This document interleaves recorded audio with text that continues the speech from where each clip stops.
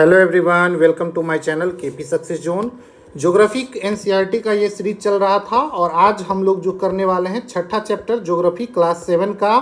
ठीक है, और इससे पहले 5 चैप्टर हो चुका है क्लास 7 का, तो अगर आप लोग नहीं देखें तो उसको जरूर देखिए प्लेलिस्ट में जाकर। और क्लास 6 का भी दोस्तों कंप्लीट हो चुका है ज्योग्राफी एनसीईआरटी एक बेहतरीन नोट्स के साथ, तो उसको भी जरूर जाकर आप लोग देखिए। ठीक है, तो चलिए बिना किसी देरी के क्लास को स्टार्ट करते हैं। पहले हम जैसे कि किताब को लाइन बाय लाइन अच्छे से पढ़ेंगे और उसके बाद फिर नोट से उसको एक बार रिवीजन कर लेंगे। ठीक है, और देखिए पीडीएफ की बात करते हैं। बहुत लोग कमेंट में आता है कि सर पीडीएफ दे दीजिए, तो देखिए ऐसा है कि पीडीएफ के भरोसे न रहें, आप लोग नोट्स बनाइए। ठीक है, नोट्स बनाने से आपको बहुत फ़ायदा होगा और एग्ज़ाम टाइम में आपको इसका बहुत लाभ होगा। तो आप लोग नोट्स ज़रूर बनाएं।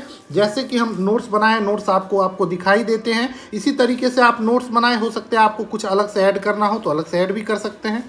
ठीक है, तो नोट्स ज़रूर बनाएं। ठीक है, और आज का जो चैप्टर है काफ़ी इंपॉर्टेंट है और यहाँ से कई क्वेश्चन देखने को मिलता है, जैसे घास का मैदान, वनस्पति, उष्णकटिबंधीय क्षेत्र में कैसा जानवर पाया जाता है, कैसा पेड़ पौधे पाया जाता है हर कटिबंध का, तो उसके बारे में हम इसमें देखेंगे। ठीक है, चलिए कहानी के तरह इस चैप्टर का स्टार्ट होता है। सलीमा नाम की एक लड़की है जो ग्रीष्म शिविर में अपने सहपाठी के साथ हिमाचल प्रदेश के मनाली जगह पे जाती है घूमने के लिए। ठीक है, मनाली जाने के क्रम में जैसे जैसे वो चढ़ाई पर जाती है वह स्थल आकृति और प्राकृतिक वनस्पति के बदले हुए रूप को देखकर काफ़ी हैरान हो जाती है। वो देखती है कि जैसे जैसे मैदानी इलाका से पहाड़ी इलाके की तरफ जाते हैं तो पेड़ पौधे से लेके हर चीज़, जलवायु, हर चीज़ में परिवर्तन उसको देखने को मिलता है। अलग अलग तरह का स्थल का आकृति देखने को मिलता है। ठीक है, और उसको देखकर वो काफ़ी हैरान है और उसको ऑब्जर्व करते हुए जाती है। ठीक है, उसके बाद है कि गिरिपाद में स्थित साल और सागवान के घने वन धीरे धीरे अदृश्य हो गए। गिरिपाद का मतलब हुआ कि पहाड़ का, जैसे मान लीजिए ये पहाड़ इलाका है, तो पहाड़ी इलाका का जो निचला हिस्सा होता है उसको बोलते हैं गिरिपाद। गिरी का अर्थ ही होता है दोस्तों पहाड़। ठीक है, और पाद का मतलब पैर। ठीक है, तो गिरिपाद वाला जो इलाका है, ठीक है, गिरिपाद मतलब जो नीचे का इलाका है, वहाँ पर साल और सागवान के घने वृक्ष देखने को मिलते हैं। कैसा जंगल है और वृक्ष है, तो घने वृक्ष है। ठीक है, और धीरे धीरे जैसे ही हम पर्वत के ढलानों पर ऊपर की ओर चढ़ते हैं तो ये पेड़ जो है दोस्तों क्या हो जाता है, अदृश्य होता चला जाता है और वहाँ पर उसको पतली नुकीली पत्ती वाला शंकु के आकार का, शंकुआकार वितान का लंबा वृक्ष देखने को मिलता है। ठीक है, तो इसको ध्यान रखेंगे। पहाड़ी ढलानों पर कैसा वृक्ष पाया जाता है, क्वेश्चन पूछ दे तो शंकु के आकार का वृक्ष पाया जाता है और उसका पत्ती कैसा होता है, तो नुकीला। पहाड़ी इलाका के स्टार्टिंग में गिरिपाद में कैसा पेड़ पौधे, तो साल और सागवान के घने वन पाए जाते हैं। जी हाँ दोस्तों, घने वन, तो इसको भी ध्यान रखेंगे। उससे पता चलता है कि ये क्या है, शंकुधारी वृक्ष है। उससे क्या पता चलता है कि ये क्या है, शंकुधारी वृक्ष। कहाँ पर, तो ढलानों पर। उसके बाद लंबे वृक्ष पर खिले लाल लाल फूल उसको दिखता है। ठीक है, एक लंबा सा वृक्ष दिखता है जिस पर लाल लाल तरह के फूल खिले हुए हैं। ये फूल है दोस्तों रोडोडेड्रॉन के फूल, रोडोडेड्रॉन के फूल। और उस फूल को आप लोग यहाँ पर देख सकते हैं। ठीक है, ये फिगर में। उसके बाद जब वो मनाली से आगे जाती है, रोहतांग दर्रा के पास पहुंचती है। रोहतांग दर्रा पूछा जाए कहाँ पे है, तो ये भी दोस्तों हिमाचल प्रदेश में है। ठीक है, हिमाचल प्रदेश में है। वैसे हम सारा भी जितना भी दर्रा है उसको एक जगह जरूर कराएंगे, तो आप लोग देखते चलिए। किसी चैप्टर में आ गया तो ठीक है, नहीं तो हम ऐसे भी कराएंगे। ठीक है, रोहतांग, जलेपला दर्रा, बहुत सारा दर्रा है, लिपू लेक, नीति, माना, बहुत सारा दर्रा है जिसको पढ़ते हैं और एग्जाम में पूछा जाता है। अब देखिए बहुत लोग सोच रहे होंगे कि दर्रा होता क्या है, तो ये जो दर्रे होते हैं दोस्तों, दो पहाड़ के बीच का जो रास्ता होता है उसको बोलते हैं दर्रा। उसको क्या बोलते हैं, दर्रा। ठीक है, रोहतांग दर्रे के रास्ते से उसने देखा कि भूमि छोटे छोटे घास और कुछ स्थान पर बर्फ से ढका हुआ है। जब रोहतांग दर्रा से आगे वो बढ़ती है तो देखती है कि वहाँ का जो भूमि है दोस्तों, वहाँ पर छोटा छोटा घास अब देखने को मिलता है। ठीक है, देखिए ढलानों पर कैसा मिला था, तो शंकुधारी वृक्ष मिला था। ठीक है, गिरिपाद में साल और सागवान के घने वृक्ष मिले थे, घने वन मिले थे। लेकिन रोहतांग दर्रा के पास जब जाते हैं एकदम, तो वहाँ पर क्या, बर्फ ज़्यादा पड़ता है, ठंडा ज़्यादा पड़ता है, जिसके कारण वहाँ पर छोटा छोटा घास दिखने को मिलता है और कुछ स्थानों पर बर्फ भी ढका हुआ मिलता है। ठीक है, तो बर्फ भी मिलता है। आप लोग भी अगर घूमे होंगे, उधर गए होंगे, तो आपको भी वहाँ पर जाएंगे तो इसी तरीके का अनुभव होगा। ठीक है, चलिए आगे सलीमा के अवलोकन से हम ये अनुमान लगा सकते हैं कि स्थल की ऊंचाई और वनस्पति की विशेषता एक दूसरे से संबंधित है। मतलब कि ऊंचाई के साथ हमें वनस्पति में भी देखने को मिलता है अंतर। जी हाँ दोस्तों, सलीमा के अनुमान से हमको क्या पता चला? देखे क्या, गिरिपाद वाले जगह पे हमको घने वन मिल रहे थे। ठीक है, उसके बाद जब ढलान पे गए तो ढलान पे हमको क्या मिला? शंकु के आकार का नुकीली पत्ती वाला पेड़ मिल रहा था। ठीक है, लेकिन उसी के बाद जब और ऊपर गए, जहाँ पे बर्फ है, वहाँ पर छोटा छोटा घास मिला और फिर क्या मिला? छोटे छोटे घास मिले और बर्फ से ढकी हुई मतलब धरती मिली। ठीक है, तो वनस्पति जो है दोस्तों ऊंचाई के साथ, स्थल की ऊंचाई के साथ वनस्पति में भी विभिन्नता देखने को मिलता है। ठीक है, और ये एक दूसरे से संबंधित है। जैसे जैसे ऊंचाई बढ़ेगा वैसे वैसे जलवायु में भी चेंज हमको देखने को मिलेगा, और जलवायु में चेंज मिलेगा तो उसी हिसाब से वनस्पति भी देखने को मिलता है। ठीक है, ऊंचाई में परिवर्तन के साथ साथ जलवायु में भी परिवर्तन होता है तथा इसके कारण प्राकृतिक वनस्पति में भी बदलाव देखने को मिलता है। तो ये इसका कारण क्या हो गया? तो अगर पूछ दे क्वेश्चन कि वनस्पति में बदलाव क्यों देखने को मिलता है ऊंचाई के साथ, तो इसका कारण ये है कि ऊंचाई के साथ हमको जलवायु में परिवर्तन देखने को मिलता है, और जलवायु में परिवर्तन के कारण ही क्या होता है? अलग अलग जलवायु में अलग अलग तरह के पेड़ पौधे देखने को मिलते हैं। चलिए आगे है कि वनस्पति की वृद्धि तापमान और नमी पर निर्भर पड़ता है। किसी भी वनस्पति का जो वृद्धि है दोस्तों, वो किस पर निर्भर करता है? तो वहाँ का तापमान कैसा है, वहाँ पर नमी कैसी है, उस पर निर्भर करता है। जैसे कि अगर आप लोग रेगिस्तान में चले जाए तो वहाँ अलग तरह के पेड़ पौधे मिलेंगे, कटीली पेड़ पौधे मिलते हैं, जो उस गद्देदार मिलता है, जो कि पानी को स्टोर करके रखता है ताकि लंबे समय तक उसको पानी की आपूर्ति कर सके। उसी तरीके से ढाल पे हम नुकीली वाले देखिए लिए हैं। ठीक है, चलिए तो वनस्पति की जो वृद्धि है किस पे डिपेंड करता है? तो तापमान पर निर्भर करता है, और नमी कैसी है उस जगह पर उस पर निर्भर करता है। इसके अलावा ढाल और मिट्टी की परत की मोटाई पर भी निर्भर करता है। तो पूछ दिया जाए कि पौधे की वृद्धि किस किस पे डिपेंड करता है, तो तापमान पे, नमी पे और ढाल और मिट्टी की परत की जो मोटाई है उस पर निर्भर करता है। तो 3 चीज पर निर्भर करता है वनस्पति का वृद्धि। ठीक है, इन कारकों में अंतर के कारण किसी स्थान की प्राकृतिक वनस्पति की सघनता और प्रकार में परिवर्तन होता है, और इन्हीं सब कारणों के कारण वनस्पति, नमी, वहाँ का ढाल, मिट्टी की मोटाई, इन्हीं सब के कारण प्राकृतिक जो वनस्पति है उसकी सघनता और प्रकार में अंतर देखने को मिलता है। ठीक है, अलग अलग प्रकार और सघनता, मतलब कहीं घने वन है तो कभी कहीं पे कम वन है, कहीं 9 के बराबर पेड़ पौधे हैं। तो इसकी जो कारण यही है कि वहाँ का टेम्परेचर कितना है, नमी कैसा है, ढाल कैसा है, मिट्टी की मोटाई कैसी है। ठीक है, आमतौर पर प्राकृतिक वनस्पति को 3 मुख्य श्रेणी में वर्गीकृत किया जाता है। ठीक है, जो प्राकृतिक वनस्पति है उसको अब 3 भाग में हम वर्गीकृत करेंगे। पहला जो है दोस्तों वो है वन। वन क्या होता है?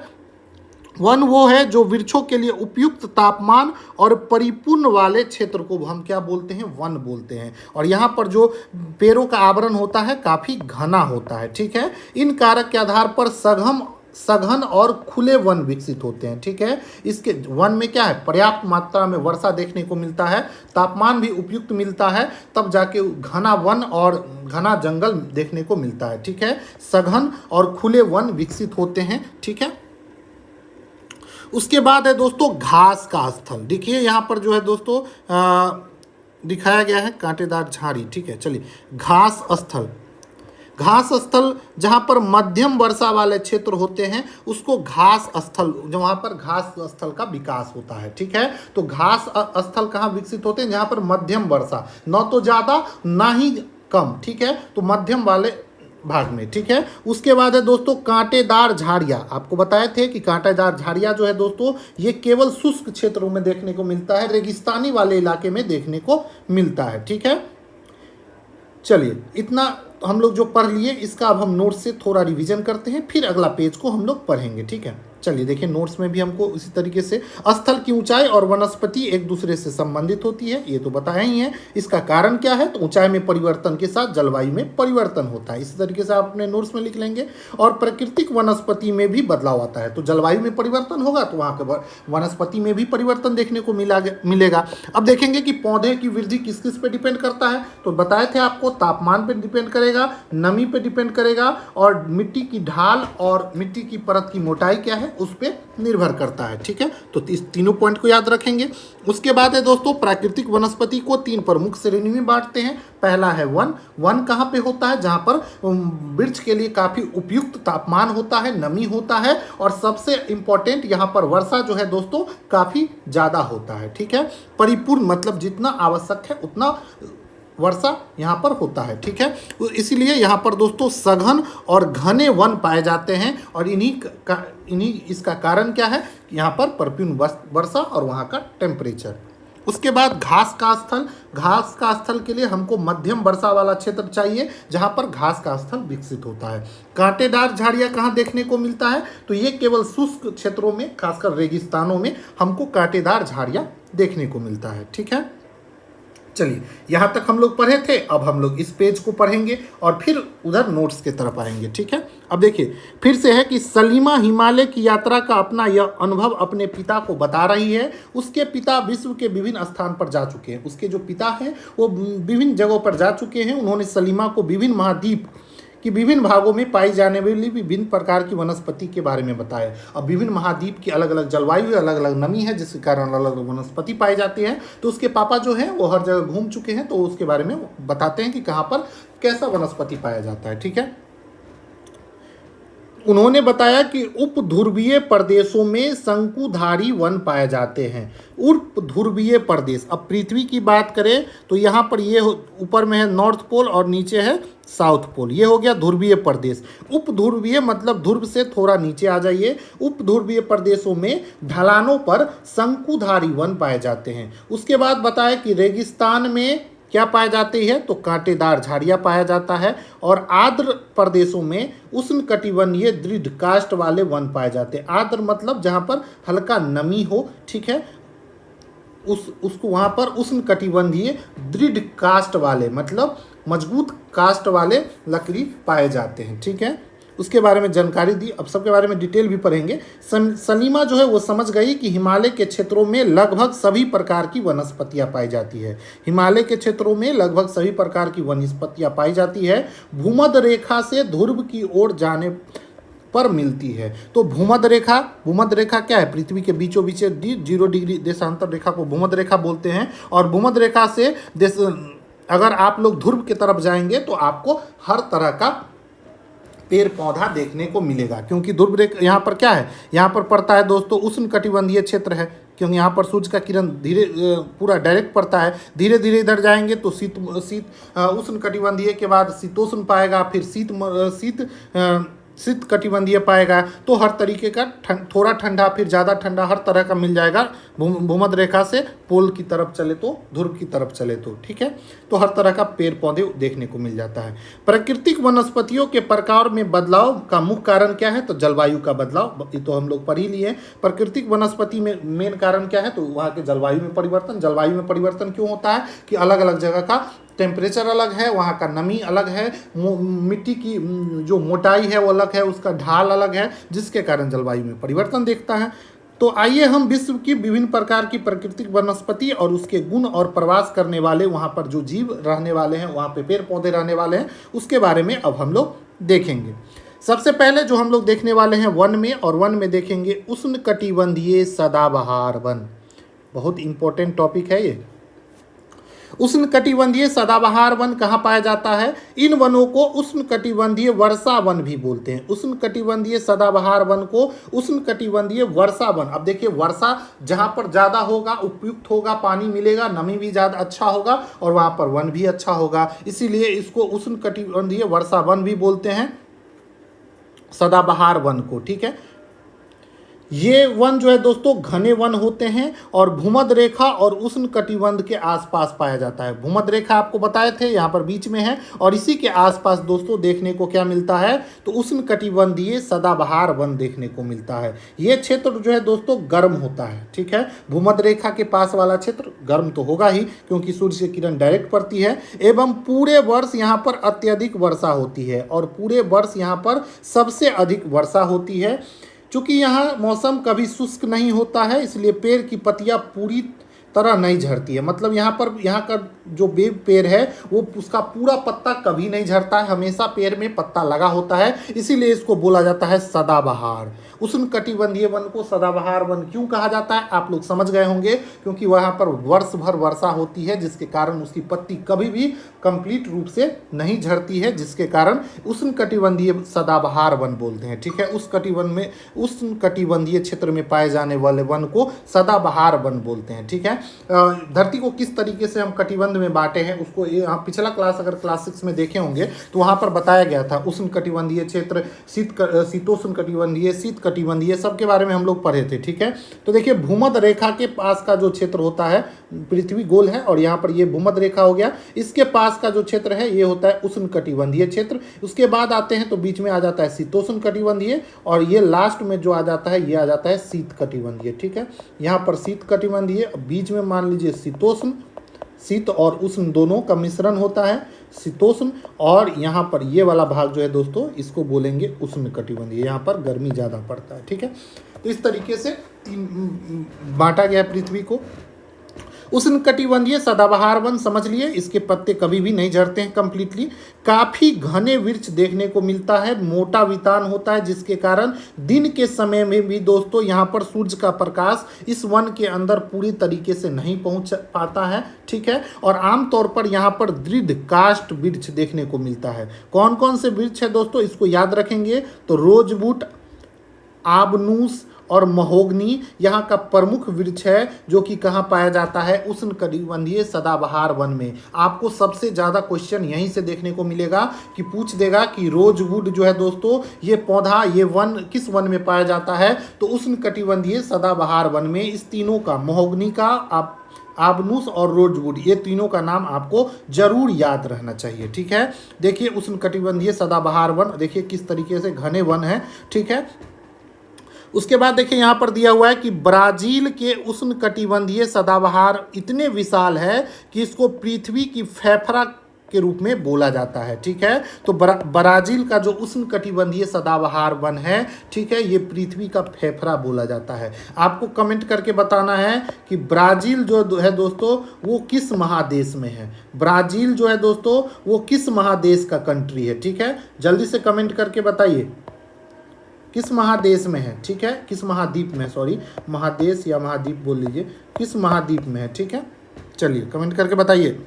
उसके बाद एनोकोंडा, एनोकोंडा जो कि विश्व का सबसे बड़ा सांप है, ये भी उष्ण कटिबंधीय वर्षा वन में पाया जाता है, जो कि मगरमच्छ जैसे बड़े जानवर को भी मारकर खा सकता है, ठीक है। तो एनोकोंडा कहाँ पाया जाता है, एनोकोंडा एक प्रकार का सांप है जो विश्व का सबसे बड़ा सांप है, ये भी उष्ण कटिबंधीय सदाबहार वन में देखने को मिलता है, ठीक है। तो यहाँ तक हम लोग पढ़ लिए। इस पेज को एक बार नोट्स से हम लोग देख लेंगे, ठीक है। तो कांटेदार झाड़ियाँ तक हम लोग देख ही लिए थे। हिमालय के क्षेत्र में लगभग सभी प्रकार की वनस्पति पाई जाती है जो आपको भूमध्य रेखा से ध्रुव की ओर जाने पर देखने को मिलता है, ठीक है। ये तो समझ गए वन के बारे में। तो वन में हम लोग सबसे पहले पढ़े थे उष्ण कटिबंधीय सदाबहार वन, अभी तो एक ही पढ़े हैं, तो इसके बारे में एक बार देख लें हम लोग फिर से। इसे उष्ण कटिबंधीय वर्षा वन भी बोलते हैं। ये घने वन भूमध्य रेखा और उष्ण कटिबंध के पास पाए जाते हैं। आपको यहाँ पर हम बना के दिखाई दिए हैं, ठीक है। यह क्षेत्र जो है दोस्तों गर्म और साल भर यहाँ पर वर्षा होती है। पेड़ की पत्तियां कभी पूरी तरीके से नहीं झड़ती है जिसके कारण इस वन को हम सदाबहार वन बोलते हैं। ये काफ़ी घना वन होता है और सूर्य का प्रकाश दिन में यहाँ पर ठीक से नहीं पहुंचता है, ठीक है। प्रमुख वृक्ष जो है दोस्तों उसको याद रखेंगे, दृढ़ और काष्ठ वृक्ष पाए जाते हैं। पूछ दे कि उष्ण कटिबंधीय सदाबहार वन में किस प्रकार का वृक्ष पाया जाता है, तो दृढ़ काष्ठ वृक्ष पाया जाता है। कुछ वृक्ष का नाम यहाँ पर दिया हुआ है, रोजवुड, आबनूस और महोगनी, तो इसको आप लोग याद कर लेंगे, ठीक है। उसके बाद एनोकोंडा कहाँ पाया जाता है पूछ ले, तो इस उष्ण कटिबंधीय क्षेत्र में, ठीक है। तो इतना हम लोग पढ़ लिए। अब उष्णकटिबंधीय पर्णपाती वन के बारे में पढ़ेंगे। चलिए, उष्णकटिबंधीय पर्णपाती वन, ठीक है। उष्णकटिबंधीय पर्णपाती वन मानसूनी वन भी बोलते हैं इसको दोस्तों। क्या बोलते हैं? मानसूनी वन। उसको क्या बोलते हैं? वर्षा वाला वन, और इसको मानसूनी वन बोलते हैं, जो कि भारत, उत्तरी ऑस्ट्रेलिया और मध्य अमेरिका के बड़े हिस्सों में उष्णकटिबंधीय पर्णपातीपन देखने को मिलता है, ठीक है। इस क्षेत्र का जो मौसम होता है वो परिवर्तन होता रहता है, ठीक है। और जल संरक्षित रखने के लिए शुष्क मौसम में यहाँ का जो वृक्ष है दोस्तों पत्ती झाड़ देती है। अब उष्णकटिबंधीय पर्णपाती वन में पत्ती, यहाँ का जो पेड़ है दोस्तों वो क्या करता है, गर्मी के दिनों में अपना सारा पत्ती झाड़ देता है। ऐसा वो क्यों करता है? ताकि जल को वो संरक्षित रख सके, ठीक है, ठीक है। यहाँ वर्षा कम होता है, इसी कारण यहाँ पर वृक्ष जो है अपने पत्ते को झाड़ देते हैं गर्मी के दिनों में। इस वनों में पाए जाने में दृढ़ काष्ठ वृक्षों में साल आ जाता है, सागवान, नीम और शीशम प्रमुख है, ठीक है। इस वृक्ष से दोस्तों फर्नीचर, यातायात और निर्माण सामग्री बनाने वाले बहुत से उपयोगी चीज़ों का निर्माण किया जाता है। प्रमुख जानवर देख ले यहाँ कर तो बाघ, शेर, हाथी, गोल्डन अंगूर और बंदर जो है दोस्तों उष्णकटिबंधीय पर्णपाती वन में पाए जाने वाले जानवर है। अब देखिए ये है दोस्तों उष्णकटिबंधीय पर्णपाती वन। देखिए यहाँ पर उतनी हरियाली देखने को नहीं मिलता है जितना कि आपको उष्णकटिबंधीय सदाबहार वन में देखने को मिल रहा था, ठीक है। तो ये है अंतर उष्णकटिबंधीय पर्णपाती वन और सदाबहार वन में, ठीक है। यहाँ पर जल संरक्षण के लिए पत्ती झाड़ देते हैं यहाँ का जो वृक्ष है, ठीक है। यहाँ का जो फर्नीचर के लिए उपयोगी पाया जाता है यहाँ का जो वृक्ष है, तो इसको भी ध्यान रखेंगे। अब अगला देखेंगे हम लोग शीतोष्णकटिबंधीय सदाबहार वन। शीतोष्ण सदाबहार वन मध्य अक्षांश में, मतलब बीच में पाया जाता है।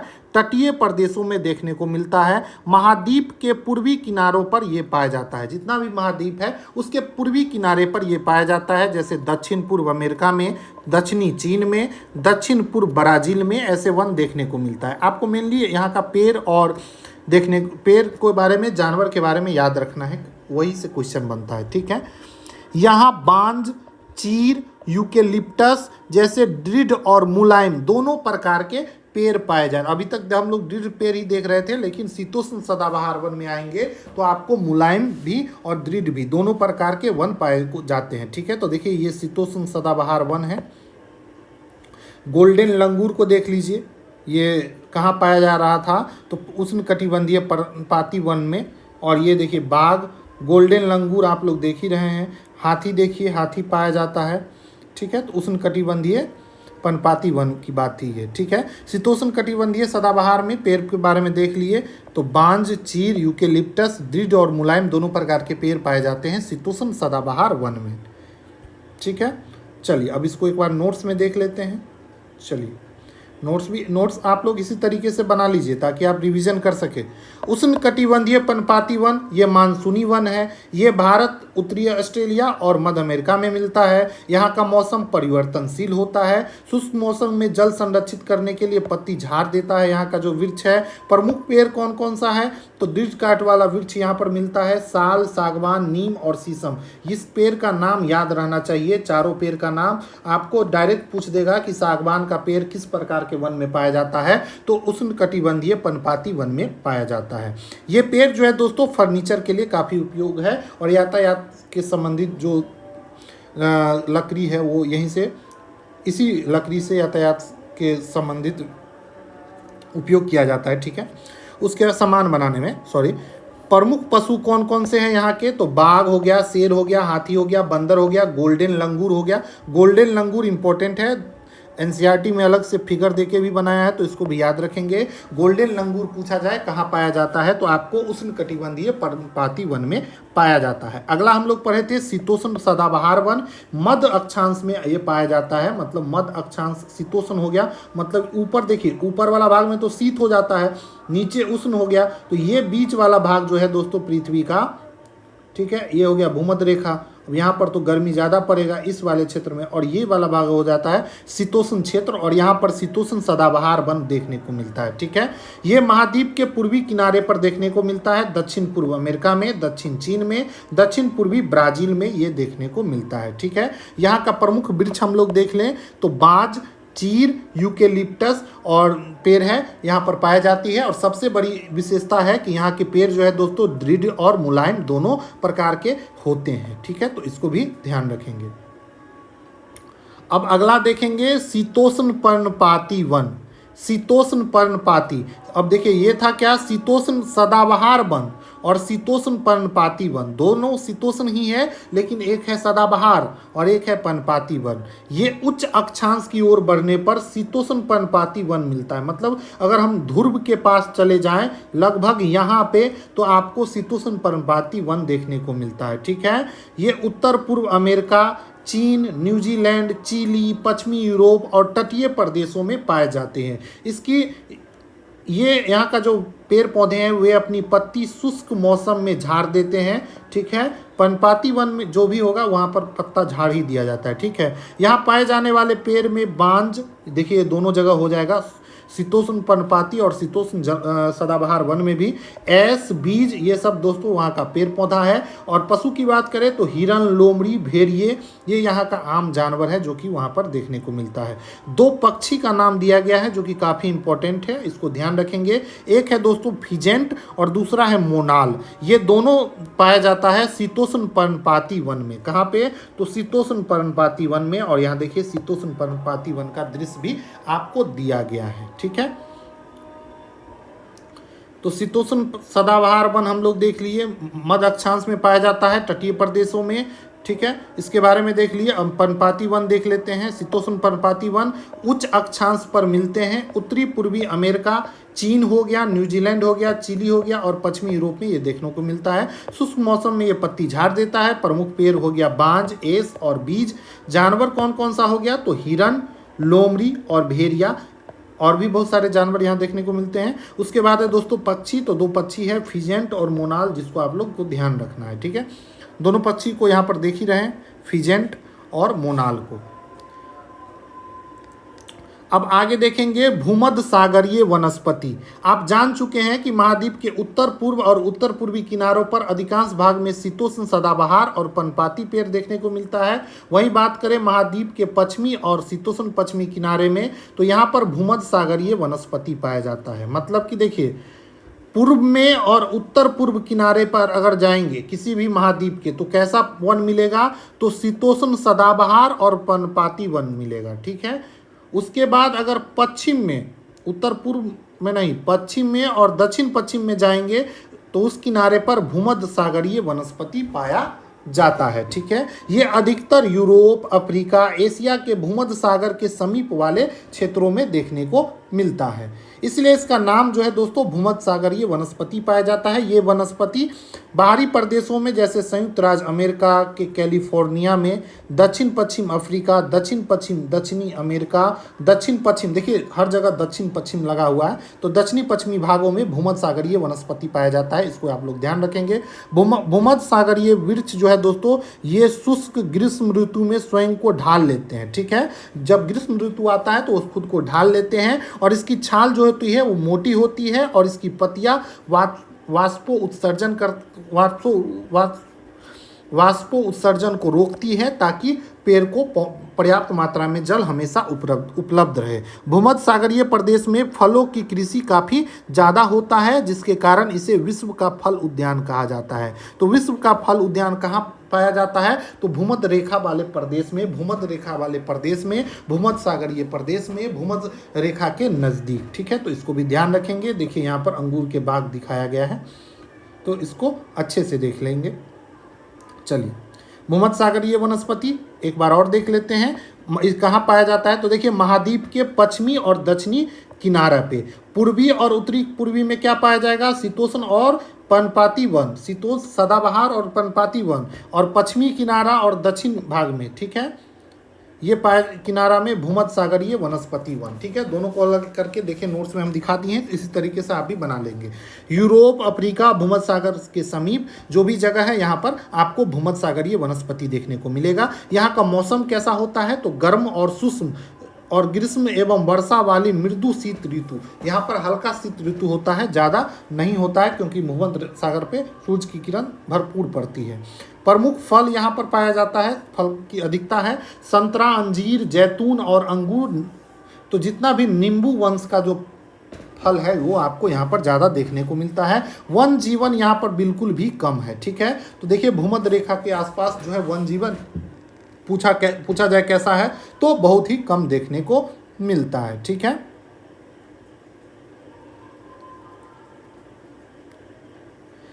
चलिए, फल की खेती के लिए प्रसिद्ध है, तो यहाँ तक हम लोग देख लिए। अब हम लोग देखेंगे शंकुधारी वन। शंकुधारी वन आपको पहले भी बताए हैं कि ये उत्तरी गोलार्ध में उच्च अक्षांश के भव शंकुधारी वन पाए जाते हैं। ठीक है, 50 डिग्री से लेकर 70 डिग्री तक, अगर मतलब पृथ्वी की बात करें तो उत्तरी अक्षांश और दक्षिणी, ऊपर वाला को उत्तरी अक्षांश और नीचे वाला को दक्षिणी अक्षांश में बांटा गया है, दक्षिणी गोलार्ध में। तो ऊपर उत्तरी गोलार्ध में दोस्तों 50 डिग्री से 70 डिग्री जब अक्षांश को पार करेंगे तो वहाँ पर आपको भव शंकुधारी वन देखने को मिलेगा। ठीक है, इसे टैगा वन भी बोला जाता है, तो इसको याद रखेंगे। पूछा जाए कि किस वन को टैगा बोला जाता है, तो शंकुधारी वन को टैगा बोला जाता है। ये वन अत्यधिक ऊंचाई पर पाए जाते हैं और इन्हीं वृक्षों को सलीमा जो लड़की थी उन्होंने हिमालय में प्रचुर मात्रा में देखा। जब हिमालय में वो घूम रही थी तो सबसे ज़्यादा उन्होंने किस प्रकार के पेड़ को देखे, तो शंकुधारी वन को देखे। ठीक है, ये लंबे होते हैं, नरम काष्ठ वाले होते हैं और ये सदाबहार वृक्ष होते हैं। ठीक है, इन वृक्षों के काष्ठ का उपयोग किया जाता है लुगदी बनाने में किया जाता है, और जो कि समान रूप से अखबार का जो कागज आता है उसको बनाने में काम आता है। माचिस और पैकिंग के लिए बक्से बनाने में भी आपको शंकुधारी वन का प्रयोग किया जाता है। शंकुधारी वन में कौन कौन से पेड़ आ जाएंगे, तो चीर का पेड़, देवदार का पेड़, ये सब दोस्तों शंकुधारी वन है और जी ये आपको पहाड़ के ढलानों पर देखने को मिलता है। ठीक है, यहाँ पर दोस्तों शंकुधारी वन में पहाड़ी पे, ढलान पे रजत लोमड़ी, मिंक, ध्रुवीय भालू, ये सब जानवर देखने को मिलता है, तो इसको ध्यान रखेंगे। ध्रुवीय भालू तो कई बार पूछा जाता है। ठीक है, और रजत लोमड़ी और मिंक को भी याद रखेंगे, काफ़ी यूनिक नाम है और आपको पूछा जा सकता है। ठीक है, देखिए टैगा का क्या अर्थ होता है। शंकुधारी वन को टैगा बोलते हैं, इसका अर्थ होता है कि शुद्ध और अनछुआ वृक्ष, शुद्ध और अनछुआ बोलते हैं। तो टैगा वन जो है दोस्तों एकदम शुद्ध है और अनछुआ है, मतलब देख रहे हैं, मतलब कि पहाड़ों पर है, ढलानों पर है, मानव से काफ़ी दूर है। ठीक है, बहुत कम लोग वहाँ निवास करते हैं क्योंकि वहाँ पर जलवायु क्या है, कठिन है। चलिए देखिए, यहाँ पर शंकुधारी वन दिखाया गया है, ये शंकु के आकार का है कि नहीं, इस तरीके से। उसके बाद देखिए हिम आच्छादित शंकुधारी वन, मतलब जब वहाँ पर बर्फ पड़ता है तो किस तरीके से शंकुधारी वन दिखता है, तो ये यहाँ पर दिखाया गया है। चलिए, तो इस तरीके से हमने पूरा वन को पढ़ लिया। ठीक है, शंकुधारी वन। इसके बाद हम लोग घास का मैदान पढ़ेंगे अलग अलग तरीके से। शंकुधारी वन को एक बार और देख ले, ये उच्च अक्षांश पर उत्तरी गोलार्ध में पाए जाते हैं, इसको टैगा वन भी कहते हैं। अधिकांश ऊंचाई पर पाया जाता है और हिमालय में ये प्रचुर मात्रा में आपको देखने को मिलता है। ये लंबा होता है, नरम काष्ठ वाला और सदाबहार वृक्ष है। ठीक है, इसका उपयोग लुगदी बनाने में किया जाता है, अखबार का कागज बनाने में, माचिस बनाने में और पैकिंग करने के लिए भी इसका प्रयोग किया जाता है। इसका प्रमुख पेड़ कौन सा हो गया शंकुधारी में, तो चीर और देवदार। चीर और देवदार जो है दोस्तों क्या है, शंकुधारी वृक्ष है। पशु की बात की जाए तो प्रमुख पशु यहाँ पर जो पाया जाता है रजत लोमड़ी, मिंक और ध्रुवीय भालू। तो यहाँ तक हम लोग पढ़ लिए वन के बारे में। अब हम लोग पढ़ेंगे घास स्थल।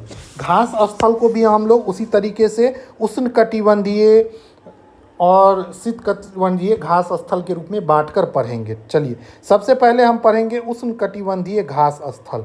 ये उष्ण के नाम से ही जहाँ भी उष्ण आ जाए तो समझिए कि वो भूमध्य रेखा के एकदम नज़दीक है। ये वन जो है दोस्तों भूमध्य रेखा के किसी भी तरफ उग जाते हैं। ठीक है, ये मान ली पृथ्वी है, ये भूमध्य रेखा है, तो हो सकता है इधर भी उग जाए और इधर भी उग जाए। ठीक है, ये भूमध्य रेखा के दोनों ओर देखने को मिलते हैं। ठीक है, यहाँ वनस्पति निम्न से मध्यम वर्षा वाले क्षेत्रों में पैदा होती है। यह घास काफ़ी ऊंची 3 से 4 मीटर घास यहाँ पर ऊंचा देखने को मिलता है। अफ्रीका का जो सावाना घास स्थल है दोस्तों, वो क्या है, तो उष्णकटिबंधीय ही है। ठीक है, तो याद